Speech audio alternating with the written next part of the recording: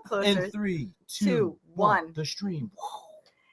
Well, welcome to Haven Village, John. So we've been talking about, this is John's first visit, and we started talking about collaborating 2 years ago or over that when we were looking for land and sharing about being in the private realm. And at that point, when we were talking with John and Rebecca, it was a new thing that you weren't so sure about.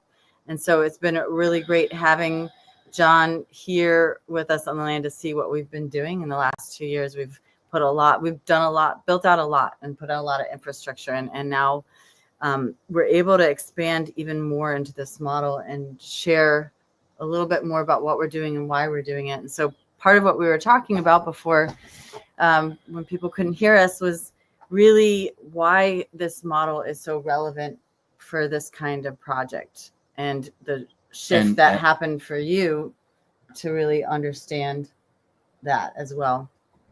Yeah, so we were all collaborating a few years ago on a land project and trying to get something off the ground. And Amani was talking this noise about trusts and PMAs. And it was actually Amani that introduced me to the concept of a PMA with their Haven Earth PMA and the trade school they're doing. And the PMA was one of the first private realm sovereignty through law. That's what I call this whole strategy, sovereignty through law, whether it's like change your status or debt discharge or private realm this or that, sovereignty through law.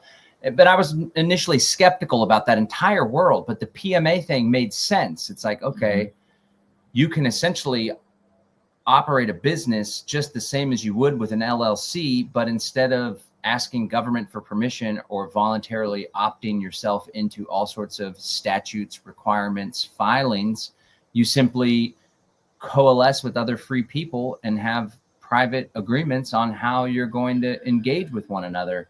And it's protected by the US Constitution and all sorts of common law precedent. And it started making sense to me. But still, I was hesitant, coming from a more traditional understanding of how a land project would look. We were like, well, we want to bring on investors. And if we're bringing on investors, we want to make sure that we're staying on top of the SEC guidelines. And those investors are going to expect a return. So we got to make, there's going to be a profit for them. And this could be seen as a security. So we got to dot the I, cross the T, spend $700 with a lawyer. We started that process. And it was something we were going to do together, but then we kind of went separate ways. They wanted to do something in Tennessee. We still kept exploring in Texas. And what Becca and I found was just not only is that route unnecessary, but it also comes with a whole lot of friction. Now, that's not to say navigating and figuring out all this stuff and more importantly, embodying this private realm stuff is necessarily easy or you could do it immediately. It takes an understanding, which that's really where the magic of this space, this work is in understanding, understanding, so to speak. But we met all this friction. It took all this time. It was all this money. And all along, there was another way, a way that's in alignment with the values that we are teaching: freedom, self-governance, responsibility. And perhaps one of the biggest takeaways that I've had in the past few years of really diving deeper, not only in my understanding and study of this, but also starting a Trinity model church, Freedom Family Fellowship. We have a trust. We have PMAs, and we're bringing together, working with people, coming out to our land and such. There's an element of honor to it all. So you really have to step into a space where you're acting with honor. And that's what the agreements are all about. Create an agreement and honorably uphold that agreement because it has meaning, not just agreements with others, but when you become a trustee, for example, or you enter into a private membership association, you're honoring yourself and your own integrity in aligning with those documents and with whatever agreements you make. So we can talk more later about like the structures and the practicality of some of these pieces. But really there's like a philosophical underpinning to it of self-governance, responsibility, and acting with honor that I think is missing in the world. And when you pursue this work, it forces you, if you're going to do it with integrity, to step into that space, which is so powerful. And you mentioned embodiment, and that's something that Rivers talked about too, of really embodying even the role of the trustee. But for anyone that comes into this realm, whether they're a residential member or a trustee, that there is an embodiment that happens when you take your business or your whatever it is that you're working with within this private realm. Do you want to touch on that piece? You had said some stuff earlier that was so profound. But it was muted. Yeah. Yeah, I mean, my background come from the UK, and kind of land ownership has a different feeling in general in Europe, in the UK especially, and in a lot of parts of the world too. In America, it's quite unique in a lot of respects in terms of our sense of this kind of American dream, I would call it, right? It's like I have my plot of land, ownership. I have my plot of land. I can't see my neighbors. It's just this whole thing, and I think that's worked for us, for a number of years. I think recently that's shown itself to be a lot less viable, when we realize that we're not really we think we own the land, we think we are free, until we realize that we just have a bunch of privileges, and then privileges can be taken away from us pretty much at any time. And so I think it spurred this whole movement in the last few years to figure out, how do we do this differently? How do we protect ourselves? How do we protect our property? And how do we create a way that things turn or whatever in the world, that we have a way to kind of defend that freedom. And I don't think we had a way to defend that freedom recently, other than just kind of boycotting in that way. And I think this is kind of what really has pushed the needle, is all the crap that's happening in the world that's kind of forced this situation. And then just embodying it for me. Like, I didn't want to embody it. I didn't want to be a land steward at first. I just felt the weight of the responsibility. I didn't feel adequate to be that person. But then when I did, it started shifting for me maybe about 6 months ago, and really getting it that it's not about me per se.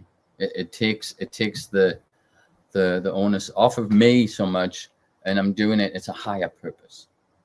We're reclaiming our lands again. We're reclaiming it back from the system, and not in this aggressive way, but more just like kind of in, like you said, it's like we're just acknowledging that we have a right, and that we are stewards. I mean, and that's part of, I think maybe people following you, John, have seen your transformation in the last couple of months specifically around your ministry, and that part of this model that is really,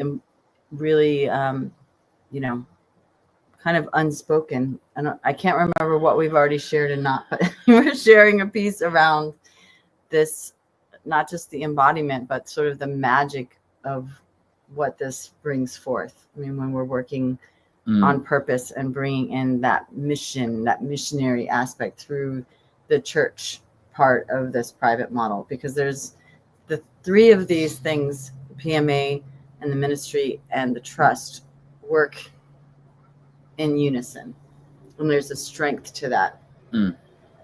Yeah, so what we've all utilized and what teachers and folks before us have helped to formulate is this trinity model, which is a common law, non-statutory trust.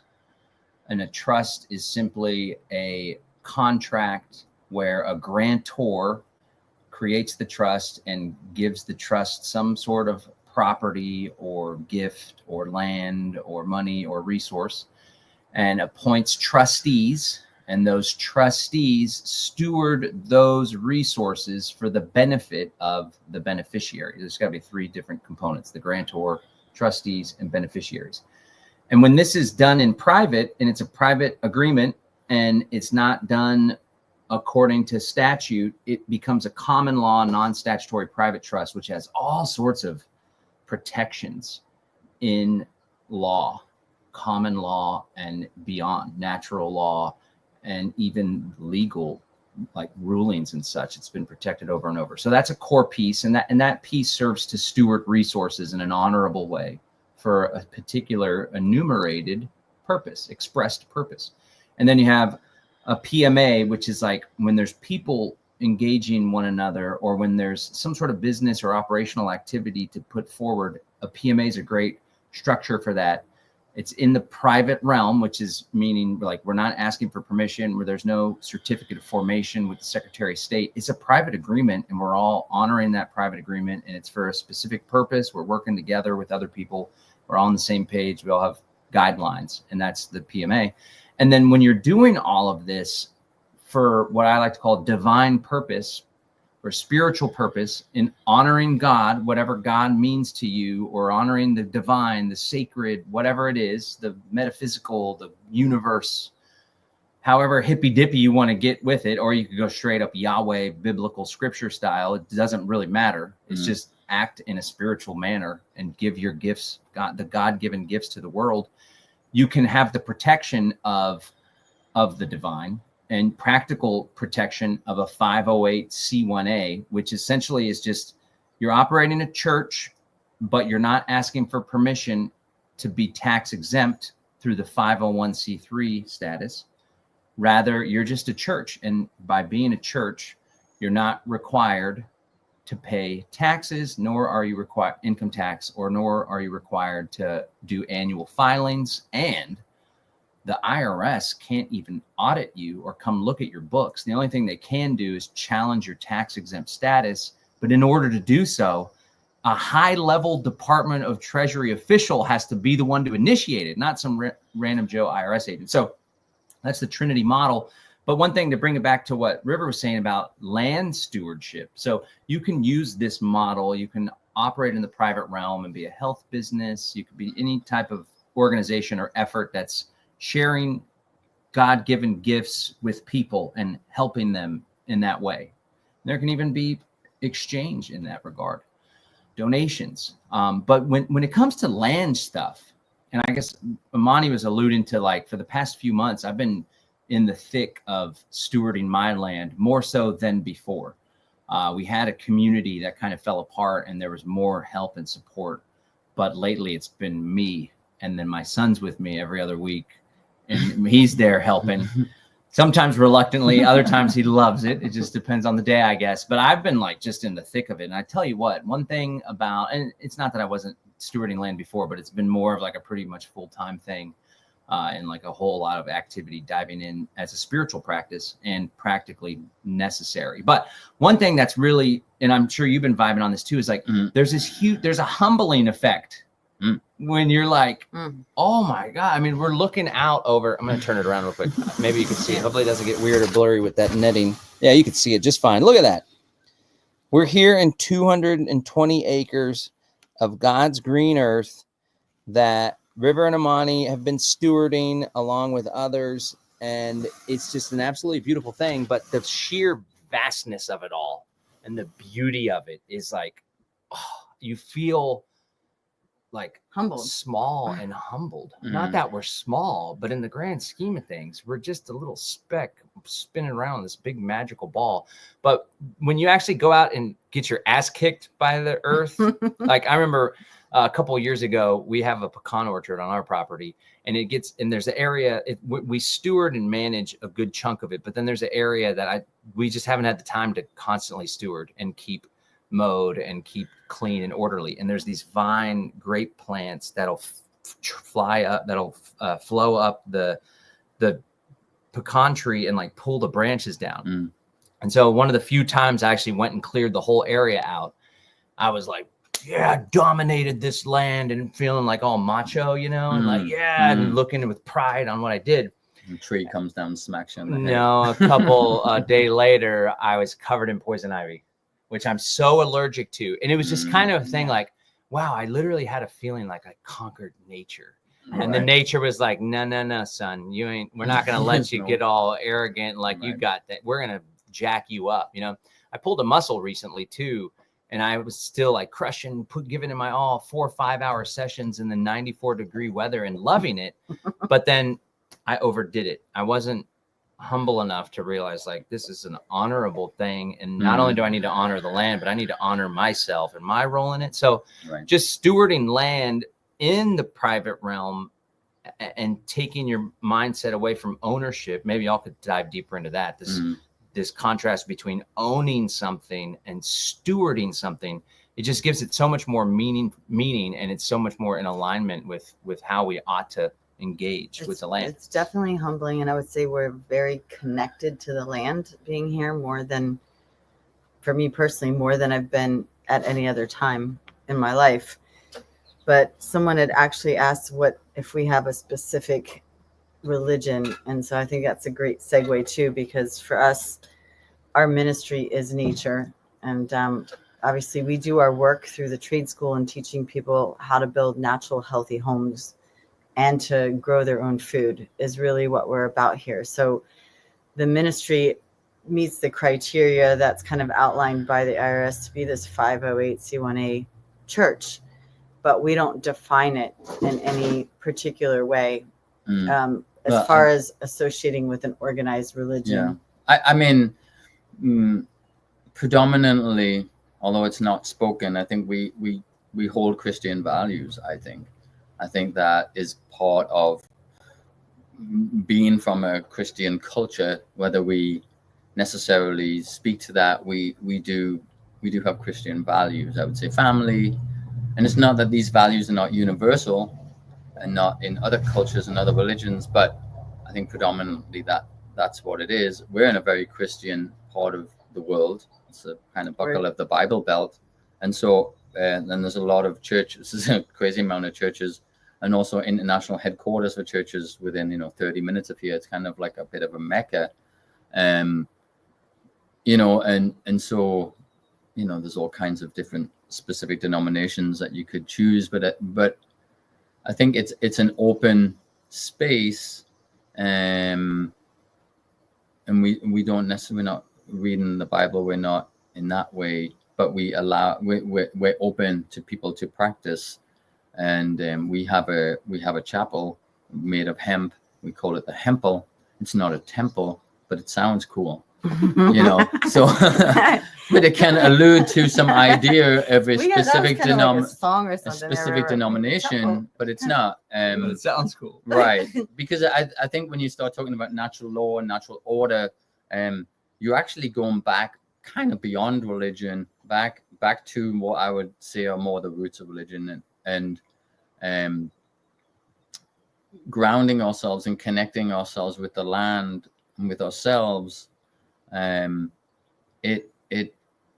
It brings about, I think, a way of being if we because I feel like what you were saying about this, we come in and dominate something. This has been the mindset, and so what happens is we bring in a certain frequency to the land. The land has a certain frequency that our little pitiful little frequency we think so big, and we're coming in there and boom, is just getting washed out by the frequency of the earth. We say that, oh no, the earth's kicking my ass or whatever, but it's not. It's just the frequency is so potent of the earth that when we're out of alignment with it, it does feel like we're getting our ass kicked. But when you come and you connect with the earth, because this is really our ministry is about connecting with nature. And when we connect with nature, we connect with a part of ourselves that is automatically connecting to a more divine aspect of ourselves. And so we can choose our own way to commune and connect and gain wisdom through different texts and different systems. But inherently, what we're seeing here is this kind of neutral zone where nature accepts all in her frequency. If you let go of this ideology that you are this, like, I need to control everything and get a certain outcome. Because if you have a specific outcome you want and you try to press that, you'll get a feedback loop that will often feel like you're getting trampled on. So me coming in the stewardship role is really being about connecting with the land and really learning from the land and being humbled by that, because as a designer and architect and being involved in a lot of projects internationally for a long time, I have certain ideas already about what that looks like. And coming here, I've really stepped back from them ideas and really grew a strength in listening. Well, I think you already had it, and I think that's part of the strength of our project is your ability to connect with the land and see what the land is. Any piece of land is kind of calling forth. We have a lot to work with here. One of the experiences that people have when they come here to Haven Village is kind of resetting your nervous system.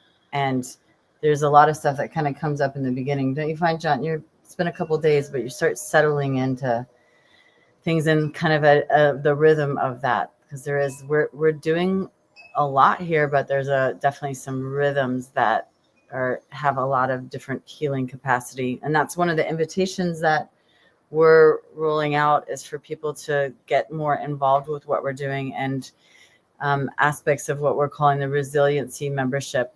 And it's a way for people to get involved and benefit from time spent on the land and explore if a residential pathway is something that might be a good fit for them, for us, and that there's a process that it goes through. But what we realize is that it's really beneficial for people to come and spend time here on the land. So part of that membership is about spending 4 weeks a year coming and learning these skills to become more resilient, to connect with people that could be your future neighbors, and to take the time, one, to exit the matrix and let your system kind of reset, but also to take the time to figure out what that pathway is for people back to the land, because there's a lot of things that people need to work out to get here. There's kind of a lot of stuff to undo, whether it's the programming or just figuring out their lives and moving assets and all of this stuff. So we're really excited about that piece. And if anybody's tuning in and is interested in exploring that, definitely reach out. But we'll be having our next event in September, the Equinox event,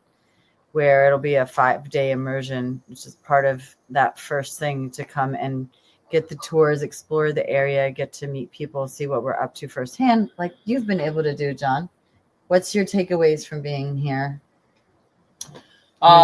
You know everything we've been up to for 2 years, but now you're here. It's put things into perspective being here. I do want to comment real quick on the religion versus spiritual thing, but I won't forget the question. Okay. Which is a great question.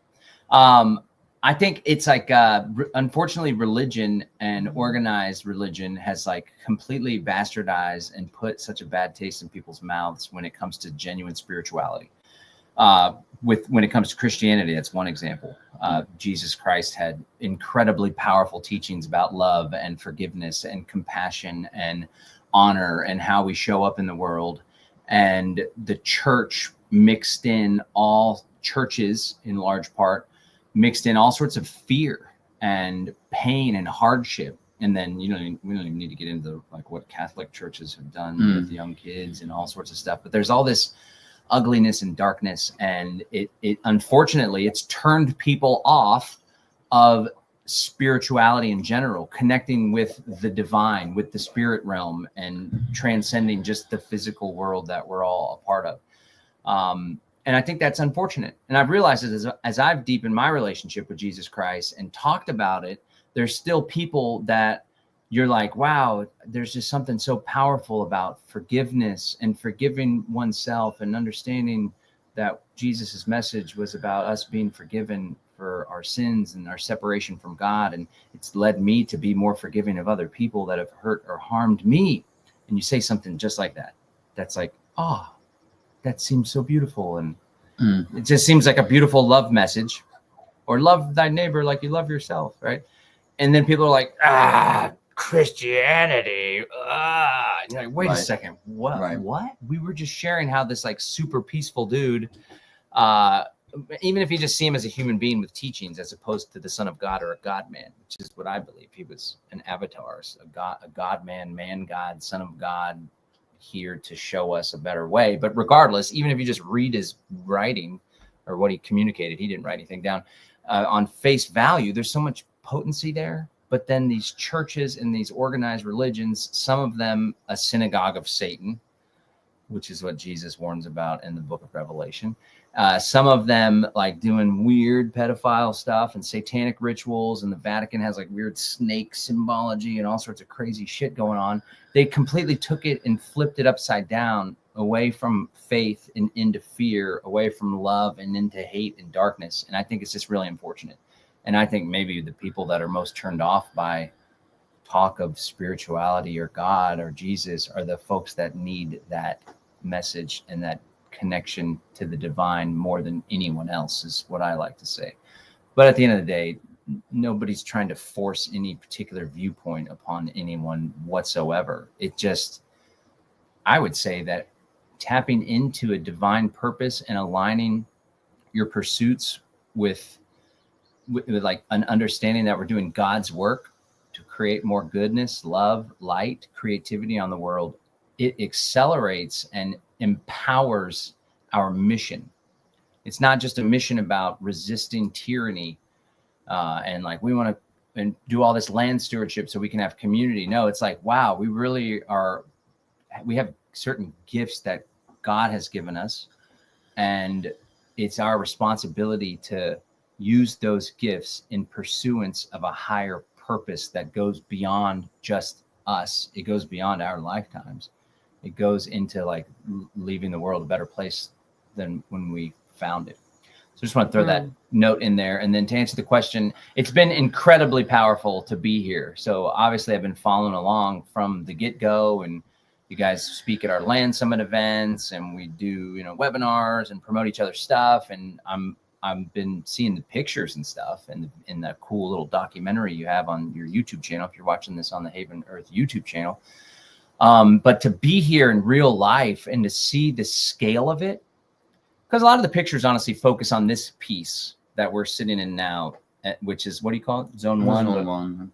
There's like the spot where most activity takes place. The farm, the yurts, the agro-tourist, the cabins, the tourism. When people come here, there'll be tours and let's go check out the other spot. But most of the activities here, and in all honesty, a lot of the pictures and a lot of the media y'all put out is here. Right. Yeah. But then to go see the home, the hemp home, 1,600 square feet that just got built, like luxury hemp home. It's not like some rinky-dink earthen home that somebody scrapped together and we're like trying to figure it out as we go. We sure learned what not to do, but it's a structure. Water doesn't come in, at least for now, or it's starting to leak and get moldy or whatever, but people can still live there because it was cheap to build or whatever. You know, Right. It ain't that. It's like, oh my God. Not only is it a home that's nice, but it's like this innovative hempcrete, and like Healthy the home. architecture is really nice and the finishings are all nice. So it's like, it's there and you go see it. And then here's the lots that will be next to it that will also have similar homes. And then you go on a hike up the hill and see all these hidden, like quirky tunnels, Gems and stuff, and like little random hangout spots. Amazing views. Yeah. You're just like, what? Who had the idea to put this here? This is awesome. And then sitting on top of a ridge, seeing this vast open green pasture with beautiful rolling hills. The Cherokee Mountains. And right in front of us is beautiful mountain range. And it's like a national forest just on the other side of the property. It's like, wow. It's not just the property, but it's what's already been built. And then if you have a mind to see, because we have a 10-acre homestead and we've done projects there. And even our smaller projects on 10 acres are like, it's a lot of freaking work. And then stuff goes wrong, or the pipe breaks, or your son digs a hole and ends up cutting into the water line for the entire house. And you got to go buy the pipe to fix it, put that little purple, little gluey stuff on it. And it's like, this is a lot of work. And then to really just sit back and look at all the infrastructure that you guys have added. You were blessed with some infrastructure already here, but what you've built and added and like dealing with waste and then putting it all with the permaculture spin where there's function stacking and the output of one system is the input of another one. It's like, it's the real deal. You guys have done so much in 2 years, and you can talk about it on a video. You can read about it in one of Amani's blog posts or her incredibly enjoyable Instagram reels, or even watch like a highly polished 30-minute documentary that they produce, which is really cool. But like nothing it all pales in comparison to actually being here. Yeah. It's like, wow, it's pretty huge. Right. And it is epic. And we're grateful every day. And that video is a year old, so we're updating it with the finished house. So it's been so good having you here and just having the reflections. And we're kind of at a moment where we can pause and we're at a new chapter where we can welcome people here, because we've been so busy just getting it to this point where we could bring people here and host people. So excited about planning an event this fall where we can dive more into the private model for those who are looking to do something similar. Having this as the example and the backdrop, and really combining what we're doing from the food sovereignty standpoint and the systems that we're putting in place, and really helping other people to do the same, to put this private model into action, really activating on so many different levels and really supporting other people to do the same. So we'll be sharing more about that. We've been in a big mastermind weekend and we've been on the land and exploring some of the beautiful nature spots in the area. And yeah, it just feels really energizing for us too to have you here. We love having people here because that fuels our fire to keep going, because some days it is more challenging than others. And yeah, it's been a really good project at this point, but we're really feeling the expansion moment. Well, yeah, I mean, we're moving into year 3. You know, there's phases to these types of projects. It is a development. You know, really the vision is to create a new model of development. It's not to be a one-off thing. This is what all the work is, right? It's not to create a one-off thing that no one can replicate it because it's so complicated and so complex and so unique. This is really actually, we're modeling a way to get back to the land in a way where we, as men and women, can make agreements and we can understand the I would say privilege, but that kind of goes into another realm, but like the honor of being a steward, and that we are all stewards here on the earth right now of God's kingdom, of the land, of the animals, of the nature. And we're, you know, coming back to the land and stewarding the land is making the stand. That is us making a stand, going out and doing all these other things. Best activism you could do. It really is, you know. And I often look at what's going on in the world outside, and you know, there's a tendency to want to fall into like, you know, like anxiety and somewhat fear, because, you know. But then I stop and I'm like, well, okay, so what happens if all of that's going to come true? What would I do different than what I'm doing now? And what I'm doing now is exactly what I need to do to protect the future for my children, for the children, for the future generations, to protect the land and to secure really humanity's future. And so that sense of being on purpose in that regard, it kind of nullifies all of this anxiety and fear that's getting pushed upon us to drive us in certain directions, to do certain things. It actually pulls you out of that. And it doesn't even need to be in like this act of, I'm boycotting everything. It's actually, you're just putting your energy into another space. And that space is creating the reality you want to see. And I think that's the beauty of you coming here and seeing it as you're like embodying this and seeing how it all ties together with faith, with spirituality, with our rights, you know, and with a sense of anarchy, in the sense that we're rejecting things. We're saying no. And can't read all the comments. I know a few people are asking about visiting, is what I can kind of see. You can check us out at havenvillage.net. And if you're interested in the upcoming events, definitely join our mailing list at havenearthtradeschool.net. That's where we send out our emails. Actually, either website will get you on our email list. But join the email list. Yeah, join the email list. We have an event coming up in September, and then we have other opportunities as well. I mean, we have another hemp training coming up because we're starting our second residential build. That's September 7th through the 19th, and then the equinox is the 18th through the 23rd. And obviously, we're working towards the event in November that we'll be doing with John, more on this private model. But there's other opportunities to come for a weekend and all of that. So if you're interested in that, just reach out and we'll send you more information. But yeah, join the email list, and there's opportunities to come out and learn and see and be inspired. And then Haven Village has put together a pathway to potentially become a permanent resident. And so that's something to explore too. If you come out and you're like, wow, this is really special. It's a path, right? And it's only for the right people. But me being here, it just seeing how real it is. And then also having a great firm understanding, because Beck and I have, we're like the intentional community freedom movement people. And we started an intentional community on our own, but it ain't easy, as you guys well know. Although this is a project, a development. That's something we could talk about too. Yeah. The difference between like a community, we all have an equal say, and we're trying to build something here, and then it's going to become more of a community. But right now we're building shit, and then there ain't no time for sociocracy. We're trying to get shit done. But knowing the state of intentional communities in this broader freedom, truth, conspiracy, health, freedom, sovereignty movement that we're all a part of. If you're watching this, whatever channel you're on, chances are you're part of this broader movement. I would say there's a bunch of other communities. There's a huge movement of intentional communities in general. You can find them all on the Foundation for Intentional Community website. Our good friend Cynthia Tina even has a service to help you find a community. And she's becoming more and more freedom oriented and tapped into our community. She has a list of freedom communities.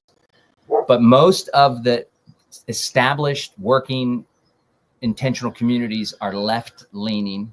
Many of them were very, very woke and weird with the COVID stuff. A lot of them are just good people that aren't totally militant about it. They're not aware of what's going on in the world and this sinister conspiracy that we're aware of. But when it comes to freedom communities, a lot of them are just getting off the ground. A lot of them are scrappy. A lot of them aren't established. A lot of them are experimenting. A lot of them don't have a firm foundation. And maybe if they accelerate, they'll learn the hard way.